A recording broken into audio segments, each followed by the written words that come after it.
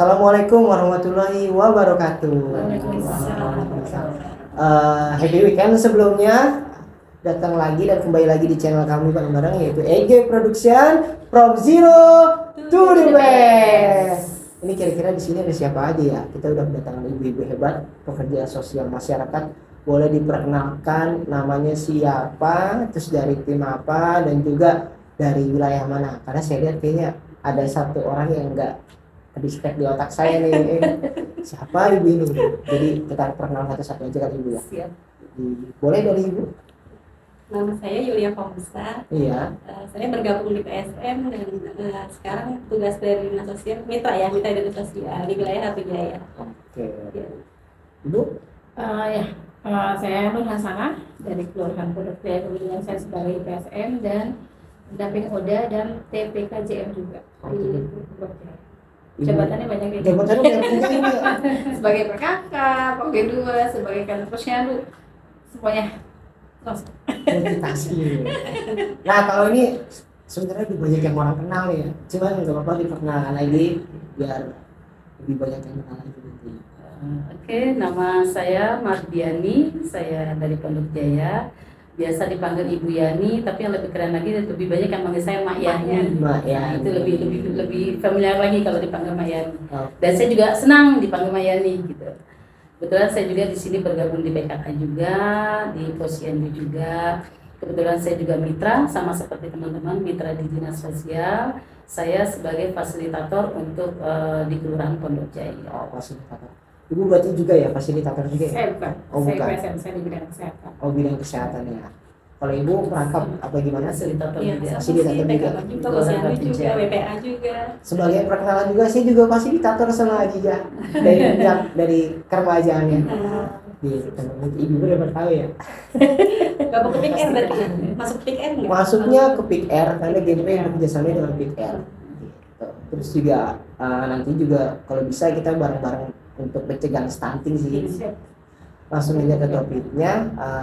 Ini kan kemarin kita ngobrol-ngobrol tentang tim DTKS ya, ibu ya. Iya. Tim DTKS itu kalau boleh tahu berdirinya dari kapan dan sudah berapa lama nih berjalan nih dan program-programnya apa aja? Lebih paham ya.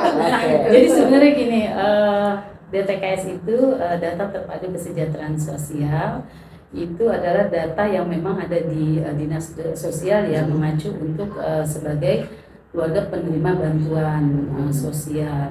Nah kalau kami tim DTKS itu artinya gini, pada saat kami khususnya saya sebagai fasilitator mendata masyarakat yang ada di Kelurahan Pondok Jaya.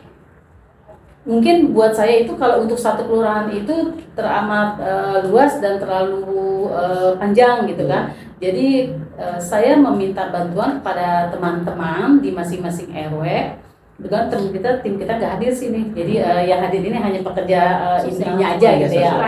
Nah di masing-masing RW itu kita punya teman-teman untuk perpanjangan tangan. Jadi untuk mendata kebetulan dari RW 1 sampai RW 6 karena kalau RW 7 saya turun sendiri gitu.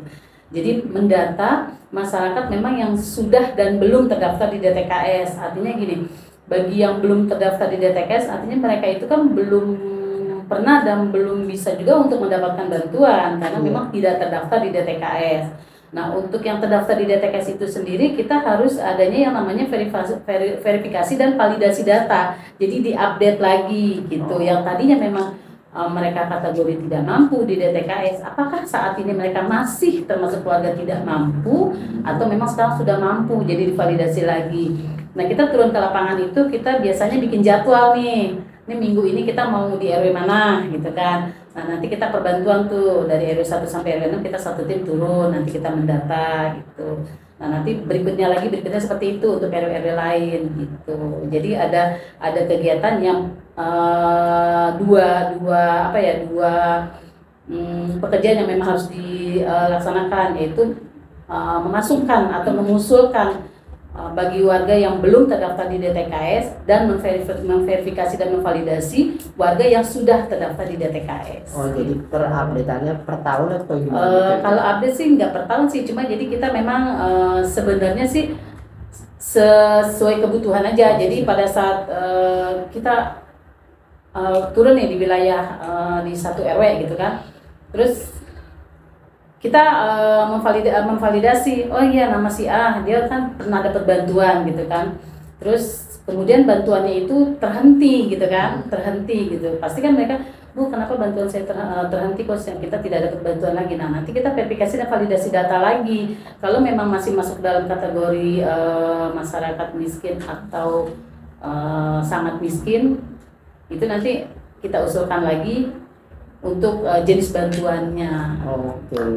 berarti kan tim DTKS ini rumahnya nih padanya di dalamnya isinya ibu-ibu PSM, kerja sosial masyarakat gitu nggak sih Bu? Ini yang saya pahami nih, yang saya cerna dari penjelasan Ibu Yani. Untuk Ibu Nur ada tanggapan atau penambahan?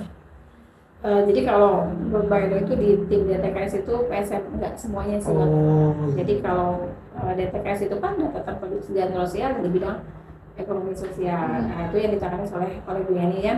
Kita punya jaringan memang di setiap RW itu punya kaki ya Po ya. Kalau dibilang, saya bayangin Po ya, setiap RW itu ada kakinya. Perpanjangan tangan Bu Yani untuk mempermudah pekerjaan Bu Yani juga. Itu mereka semua dari kader sih. Kalau saya sebagai PSM itu kerja sosial masyarakat itu di bidang sosial kesehatan. Kebetulan saya sebagai pendamping ODA di Kelurahan Pondok Jaya, dan saya ada jabatan baru nih dari TPKJM, tim pelaksana kegiatan kesehatan jiwa masyarakat. Itu yang mengikuti ODGJ yang ada di wilayah kita. Apa khusus di satu kelurahan aja Pak emang khusus? Hampir. Saya nggak cuma di Pondok Jaya, kebetulan kayak kemarin juga ada di Pondok Terong, ada di Depok, ada di kadang kita kan bersebelahan nih antara Pondok Jaya dengan Kampung Panjang, itu ada Bogor ya. Iya. Itu kadang kita juga suka di teman-teman. Nggak cuma harus di ini sih, cuman memang kalau untuk skala beda wilayah itu kita ada timnya lagi ya. Penyampaiannya ke sana.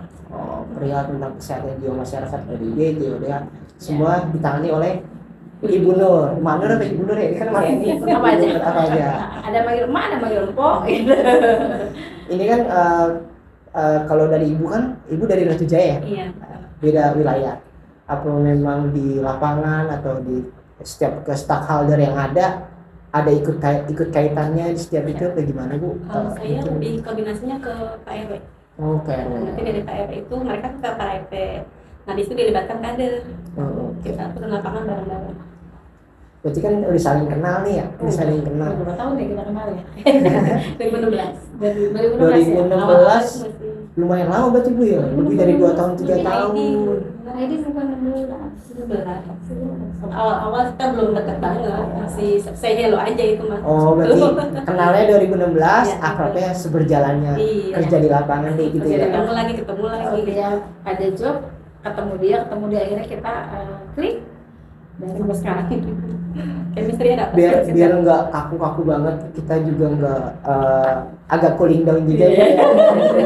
Ya tadi kita ngomongin program agak cooling down kan karena di lapangan sering ketemu, ikut collab, ikut tandem kan di luar sana. Ada panggilan khas apa grup khusus kah? Ada yang mau cerita nggak gitu dikit-dikit tentang? Kan ibu-ibu biasanya rame nih kalau di lapangan nih, ketemu mau satu kerjaan atau beda kerjaan, terus di luar ketemu apa janjian, lu di luar juga ya gitu. Makan yuk maksudnya gitu, apa gimana? Ada. Kita nyebut diri sendiri, kita tim sendiri ya, namanya tim Endes. Endes itu mungkin tahu apa ya artinya, enak kali ya. Entah dari mana asal mulai itu Bahasa gaul gitu ya. Siapa sih yang terus Endes ini? Lupa siapa ya. Enak aja gitu kayaknya kita tuh, karena kita kalau kita kumpul itu kita kayaknya selalu bahagia gitu, jadi kayaknya enak dan bahagia mungkin ya, atau gimana gitu. Jadi ya udahlah kita alami aja, ya udah kita endes. Kita kan pengen ngobrol bertiga nih, terus kan wadahnya kalau dijapri satu-satu itu kan memang nggak nyambung ya Bang. Kita nggak tahu ini kata, nah akhirnya yuk kita bikin bertiga nih, kita bikin grup gitu lah ya. Apa namanya nih? Udah endes aja lah waktu itu ya. Endes. Nah dari kita pun punya panggilan nama masing-masing, panggilan nama mesra sebutnya. Panggilan saya. Ini panggilan saya antara kita bertiga ini, kita panggil Tutu. Kebetulan saya panggilnya Misro, ini Donat. Oh, ini Donat. Masing-masing itu yang punya ciri khas dari panggilan itu. Pencetus nama panggilan itu kan dari pembuatan si grup ini ya. Iya. Pertama kenal, pertama akrab, pertama sayang Iya. gitu. Itu udah berjalan berapa tahun? Maka saya ke distract gini aja sih, kayak ibu dipanggilnya Donat, padahal ya seperti Donat kan ibu Nur nih. Ngotot. Jadi sebenarnya sih berjalannya waktu aja ya.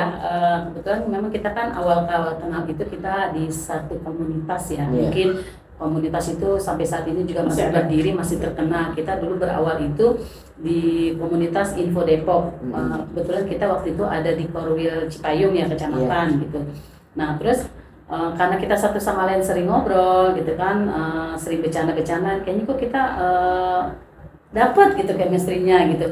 Terus kita yang tadinya panggil bu gitu kan, kita manggil satu sama lain bu, kayaknya terkesannya itu terlalu formal banget gitu. Kayaknya kita sementara kita namanya kita bercandaan di lapangan gitu. Ya udah, bagaimana kalau kita manggil nama apa namanya kesayangan lah atau nama khas gitu. Nah kebetulan pada saat itu memang saya itu orang yang mungkin BB-nya itu berat badannya itu melampaui mereka berdua gitu kan. Tadinya, Nah sebelumnya waktu itu BB saya memang saya itu yang cabi gitu kan ya, rontok pula gitu, bulat gitu, makanya mereka itu si Donat gitu. Jadi ya tercetus lah nama saya Donat sampai saat ini, walaupun sekarang Donatnya udah mungkin udah kempes gitu kali ya gitu. Nah kalau ini Misro nanti biar dia cerita sendiri ini Getuk bagaimana awalnya. Kalau saya pokoknya pada saat itu saya itu orang yang memang paling megar gitu kan, paling ya udahlah ini si Donat gitu, dan saya juga nerimain gitu. Tapi sekarang Donatnya udah Namanya juga kempes. panggilan saya. Nah itu dia, lucu-lucuan aja gitu kan. Kalau ibu kenapa bisa dipanggil Misro?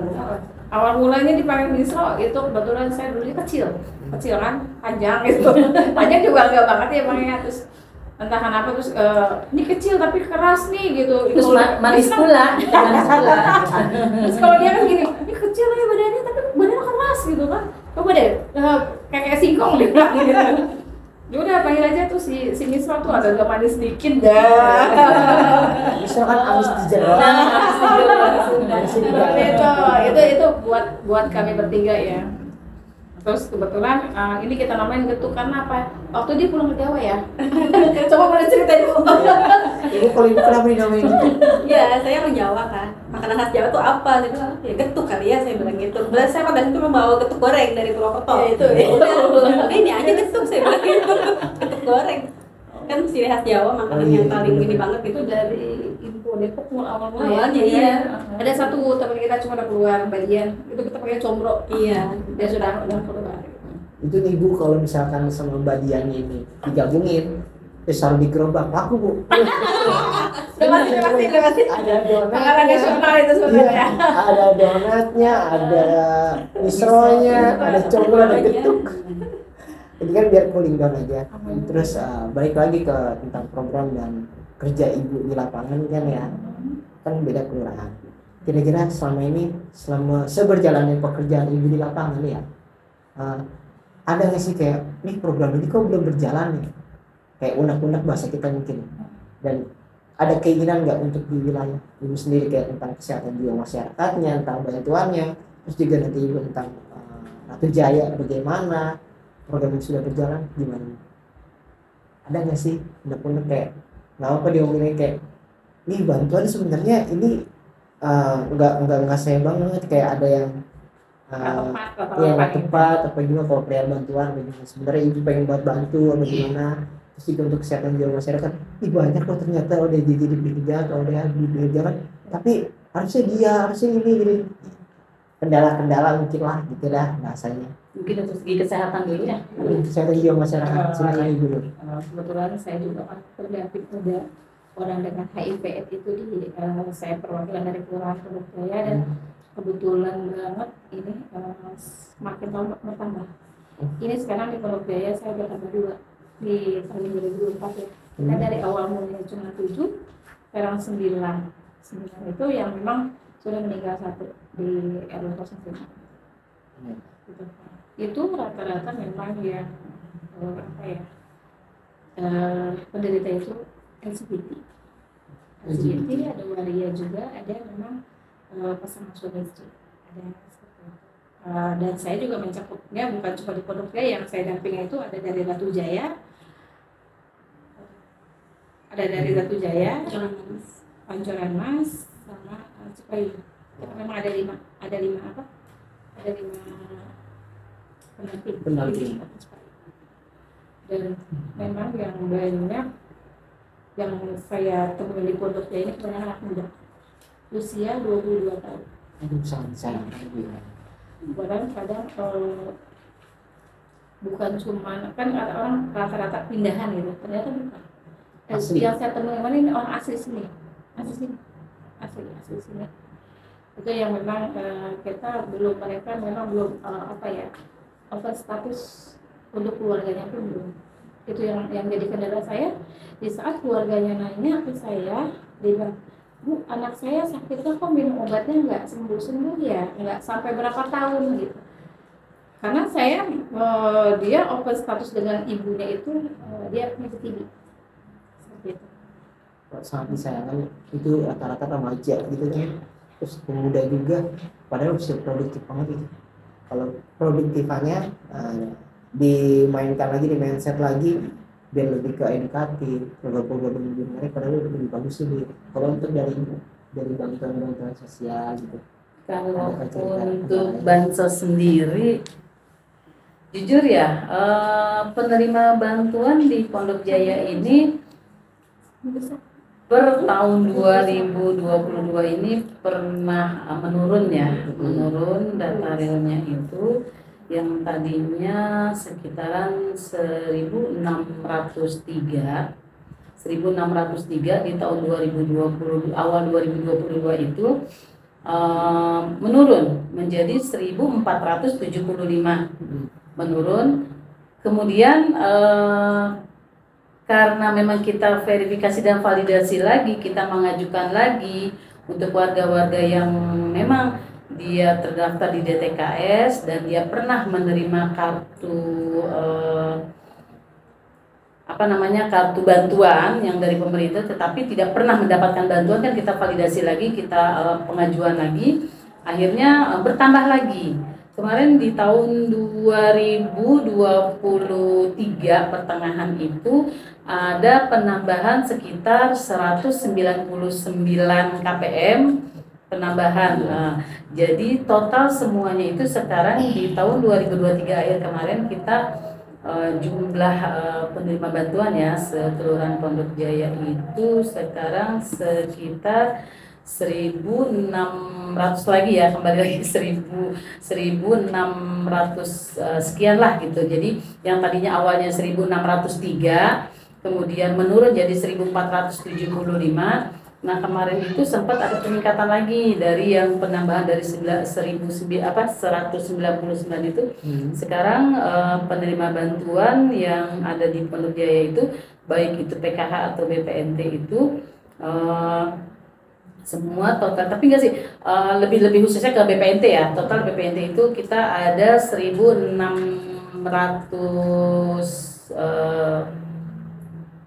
600 sekian lah gitu. Saya lupa untuk ininya lagi.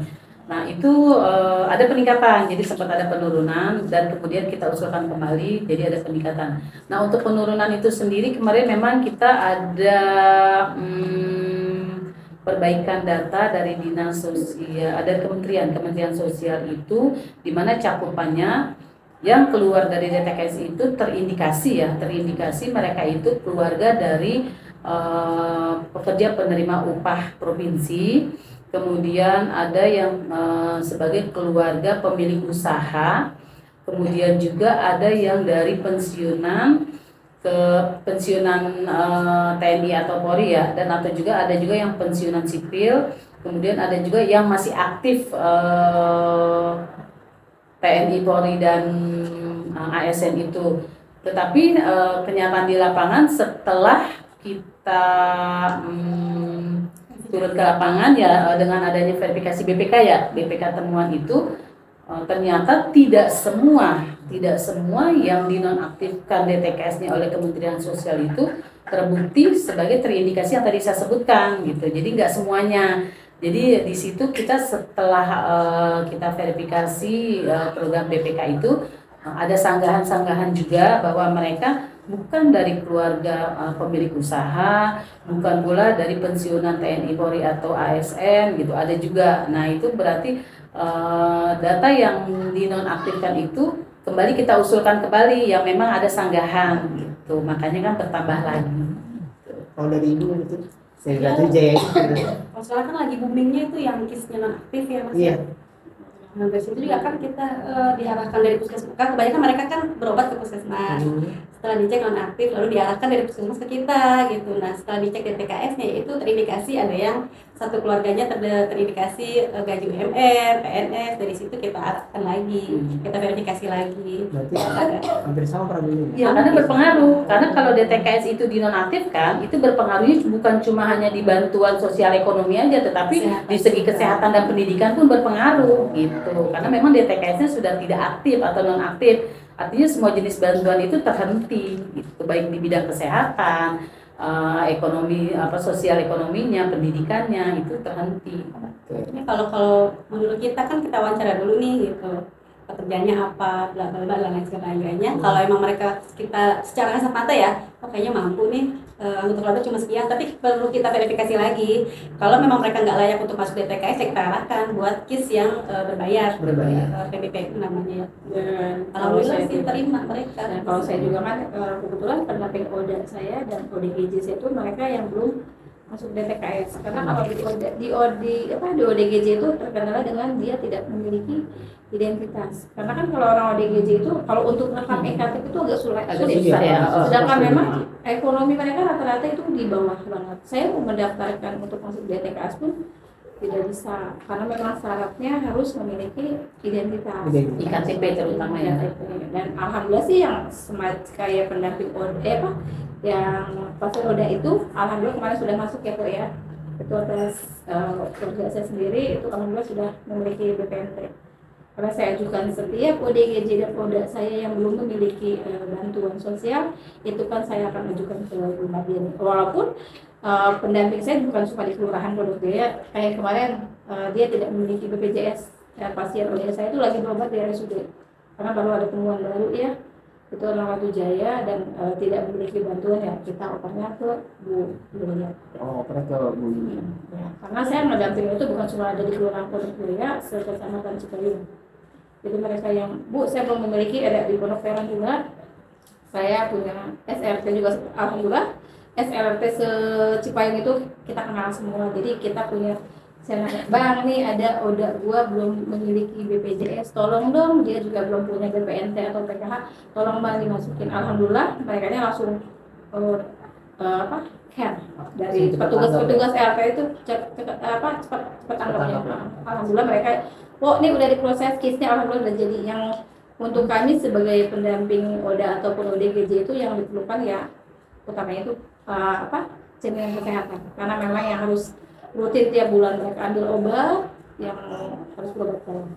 Lebih alhamdulillahnya lagi teamwork kerjasamanya ibu-ibu nih, walaupun dengan yang beda-beda nih, beda-beda sakit, tapi tetap satu tujuan, nggak membeda-bedakan porsinya. Gitu. Keren banget. Nih udah tegang lagi nih. Lanjut lagi. Bu, ada cerita-cerita lucu masih seru, terkesan banget. Sekarang selama kegiatan yang berjalan di lapangannya pasti kan ada. Kira-kira dari siapa dulu? Cerita lucunya. Kalau saya kemarin tengah malam ya Mas, kan saya kan yang HP itu standby gitu. Saya standby-nya untuk yang darurat sakit aja sebetulnya. Tapi tiba-tiba jam 11:30 malam ada yang telepon, saya angkat lah. Tuh saya mau daftar bansos dong. Aduh, saya mana mata lagi merem-merem. Kalau untuk bawa ke rumah sakit oke lah, tengah malam urgent ya, urgent kan. Tapi kalau untuk nanya bansos saya arahin lagi. Mohon maaf ya Bu, besok aja hari kerja. Udah tengah malam itu sih kadang-kadang aduh. Ya gimana ya, di pelayan masyarakat tapi kan ada jam-jamnya juga, nggak standby 24 jam gitu. Kalau untuk yang urgent sih nggak apa-apa, saya tetap berangkat. Itu sih cuma karena pengen ketawa tapi sedih juga. Jam istirahat kita tetap apalagi kita nggak punya hari libur Bang. Nggak ada untuk kita hari libur. Kita juga sebenarnya kita pengen nyantai ya sama keluarga gitu, tiba-tiba yang kita lagi jalan, Bu, ini ada ODGJ kamu, misalnya kayak ada ODGJ kamu, terus ada ODA yang di RSUD lagi butuh pendampingan gitu dari kecamatan Cipayung. Nah udah, kita kadang suka minta sama keluarga kita, sama suami ataupun anak-anak kita, maaf ya ibu, ya kita bukan tidak mengutamakan keluarga, tapi memang ada hal yang lebih penting, dan alhamdulillah suami sama anak sih udah ini kan. Kalau pengalaman yang luar biasa buat saya itu, saya pernah menangani ODGJ di RW saya sendiri. Itu saya dibantu sama Dinas Sosial Kota Depok, kebetulan itu memang agak lumayan frontal. Itu saya dikejar-kejar sangat cerulit. Saya lagi duduk dengan bahasa dia yang kotor gitu, yang sampai lu gitu. Saya duduk di luar. Enggak tahu saya duduk itu di bawah ada paku bang. Ada paku, saya pas bangun langsung celana saya robek. Tapi saya nggak mungkin saya pulang dong. Gitu. Udah akhirnya saya tutup pakai dengan yang ada di situ. Saya dengan orang betul namanya Bang Dini sama Bang Sutri itu saya dibantu beliau. Itu saya sampai lari-lari, dan alhamdulillahnya ya turut juga kita ikat rame-rame. Itu yang dan kemarin terakhir itu kejadian ODGJ yang ada di Jalan Manggel. Itu memang ODGJ terlantar. Itu yang luar biasa, sudah yang dibilang bau atau apa ya gitu, pokoknya udah luar biasa banget. Ternyata ini tangannya ditutup sama plastik. Saya pikir memang kalau ODGJ kan aneh-aneh ya. Iya. Ditutup plastik, saya pikir nggak ada buka gitu kan. Saya tadinya mau buka, tapi pas sampai rumah sakit sama pihak rumah sakit itu dibuka, dibongkar, ternyata ini udah busuk. Ini di sini ada jarinya, ini cincin, dia pasang cincin, itu sudah hampir ketutup daging, itu hampir putus. Dan itu akhirnya dioperasi, dilepas, itu ada sampai 25 bulan di sini, di bagian sini. Dan yang parahnya di sini ini sampai dia daging sini ini nggak ada nih bang. Jadi dia diikat sama karet gas itu, gas dan cincin buat pemuat di gas itu dipakai gelang sama dia. Ternyata itu sudah menutupi daging, dia masuk ke dalam busuk, busuk banget ya. Pas dibuka itu memang susah, akhirnya kita pakai alat dibongkar, dan itu sudah diikat sama karet ban itu yang sudah busuk. Dan itu yang sampai belatungnya itu luar biasa. Itu sampai yang saya 2 minggu, 15 hari, saya 15 hari itu nasi. Saya kayak gimana sih, karena yang setiap dia jatuh itu di saya itu kayak nasi. Belatung itu benar-benar kayak nasi. Itu saya hampir 15 hari saya nggak makan. Asli saya nggak makan nasi itu. Jadi saya masih keingatan. Udah yang luar biasa banget sampai sekarang, itu yang saya nggak bisa lupain gitu.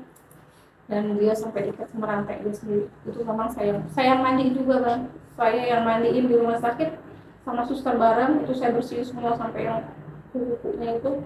Saya udah 2 kali mandiin ODGJ kebetulan. Memang saya sih pengennya tuh pengennya di Kota Depok itu ada panti rehabilitasi khusus ODGJ. Kita belum ada di Depok. Jadi kita kadang yang kayak di OT-OT itu ya setelah itu kita mau bawa kemana, itu yang berbeda. Saya udah sembuhin, tapi setelah sembuh dia mau dibawa kemana lagi gitu. Ada MPS, tapi kan untuk sementara. Artinya sampai dia cuma rumah singgah aja sih. Cuma rumah singgah aja, nantinya di lapangan Kebagian lagi.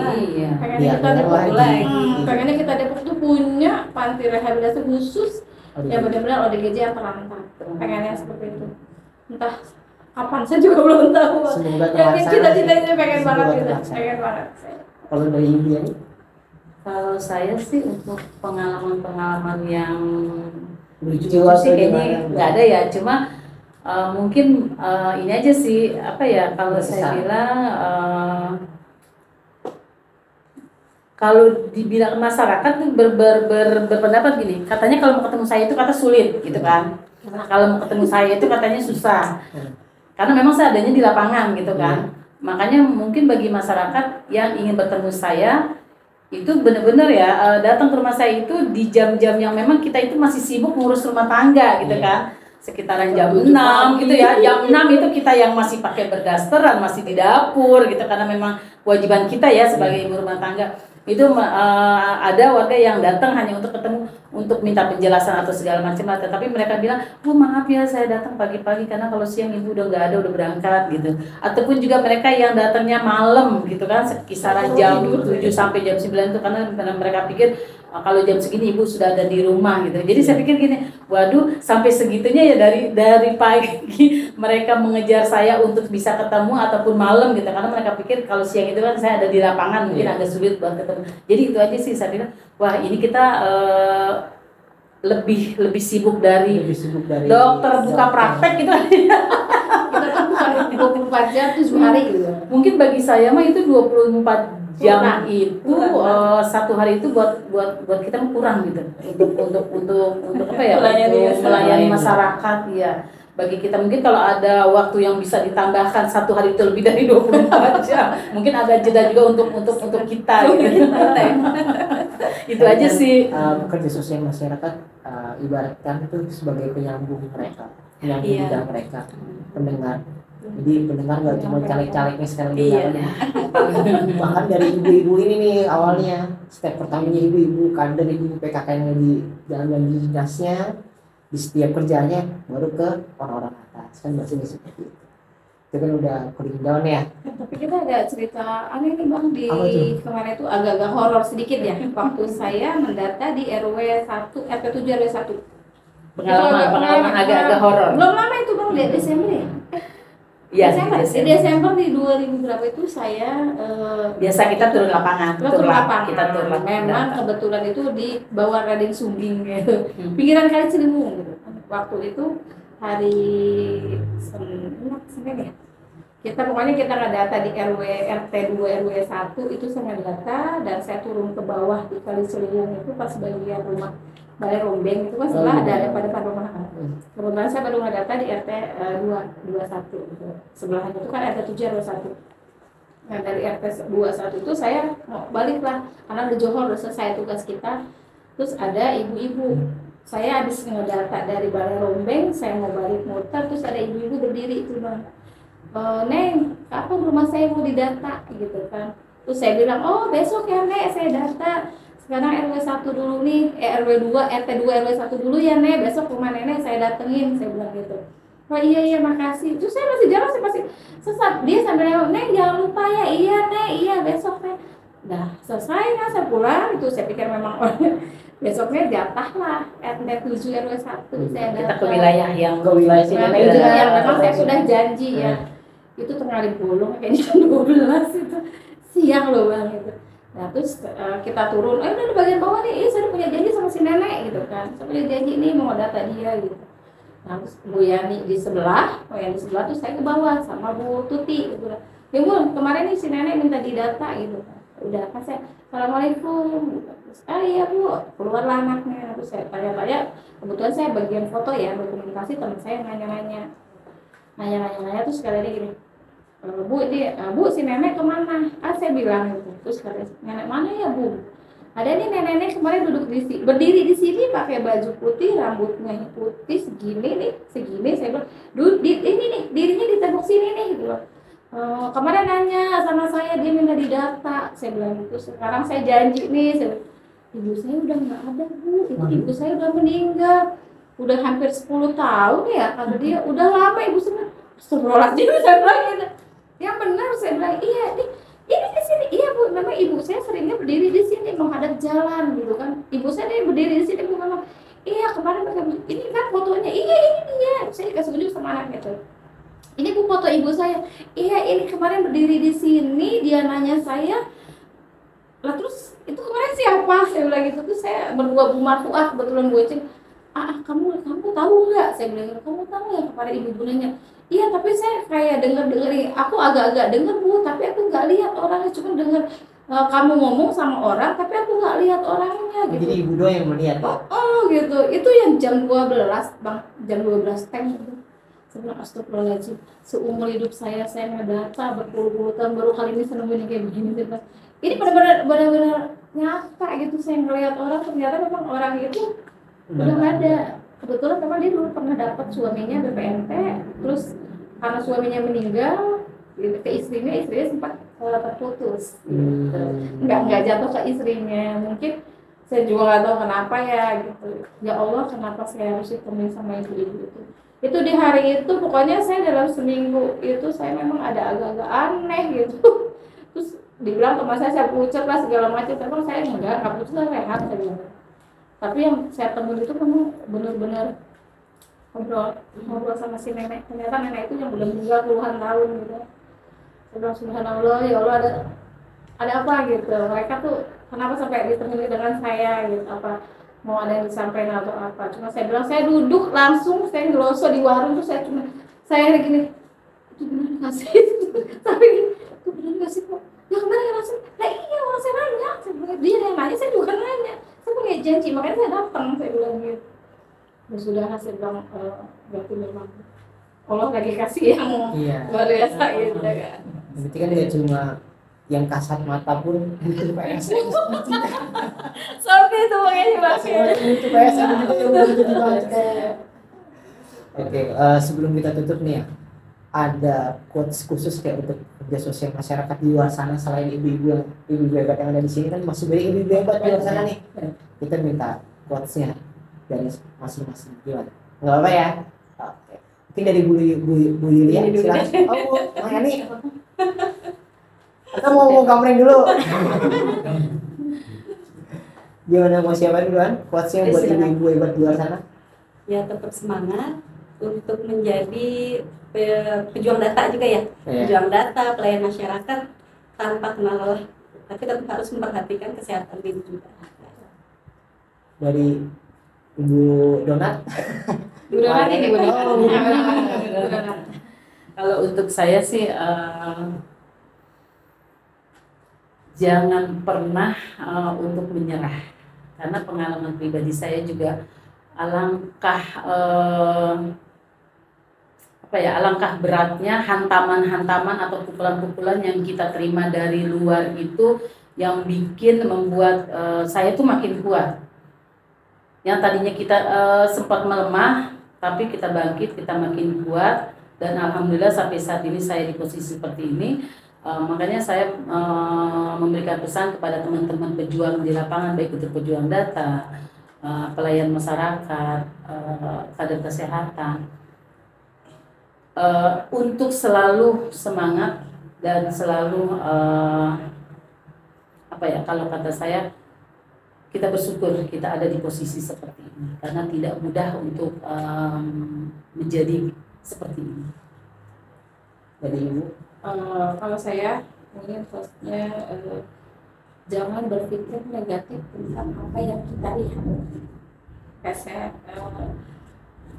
dan bekerja dengan ikhlas, menerima apapun hasil dari pekerjaan kita. Setelah apapun kita, secapek apapun kita itu kita harus menerima dengan ikhlas. Kalau masalah rezeki itu akan mengikuti apa yang kita kerjakan.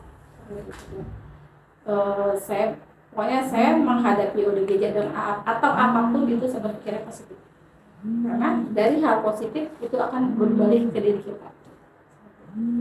Oke, jadi itu adalah quotes pesan-pesan ibu hebat, khususnya pekerja sosial masyarakat di luar sana.